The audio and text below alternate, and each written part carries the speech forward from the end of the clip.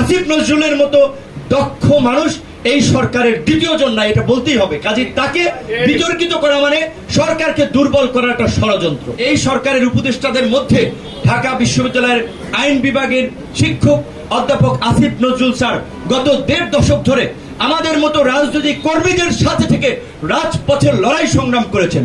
আজকে সেই মানুষটিকে পরিকল্পিতভাবে তার জনপ্রিয়তা দেখে, তার জ্ঞান গরিমা পাণ্ডিত্য দেখে তাকে একদল, আমি বলবো এরা কি চায় আমরা জানি না, তারা বিতর্কিত করার জন্য নানানভাবে প্রশ্নবিদ্ধ করছে।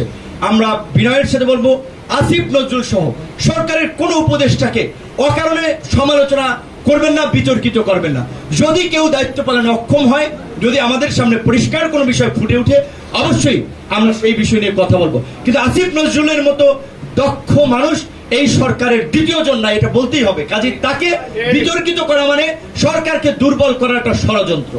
হয়তো আসিফ নজরুলের কাছে অনেকের প্রত্যাশা থাকতে পারে, বিভিন্ন প্রতিষ্ঠানের দায়িত্বে যাবেন, সুযোগ নেবেন, কিন্তু আমার মনে হয় আসিফ নজরুল না, কোন উপদেষ্টারা এই অসৎ কাজ করবেন না, বিশেষ কোনো সুযোগ সুবিধা কাউকে দেবেন না। সাম্প্রতিক সময়ে ডিসি নিয়োগকে কেন্দ্র করে যেই তুলকালাম ঘটে গেছে, এখন আমরা শুনতে পাচ্ছি সচিবদের মধ্যে আলাপ 5 কোটি 10 কোটি টাকারও লেনদেন নাকি হচ্ছে।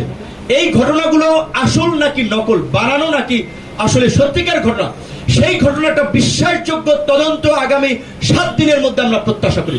সরকারের প্রতি আমরা আহ্বান জানাবো, এই ডিসি নিয়োগকে কেন্দ্র করে ছাত্র সমন্বয়কদের 2-1 জনের সংশ্লিষ্টতা বা নাম এসেছে, সচিবদের নাম এসেছে। পরিষ্কারভাবে জাতির সামনে একটা তদন্ত প্রতিবেদন আপনারা উপস্থাপন করুন, দায়ীদের বিরুদ্ধে ব্যবস্থা নিন, না হলে এই সমস্ত ছোটখাটো ঘটনাই কিন্তু আপনাদের জন্য বিপদের কারণ হবে। আপনাদেরকে মনে রাখতে হবে, পচা শামুকেই কিন্তু পা কাটে।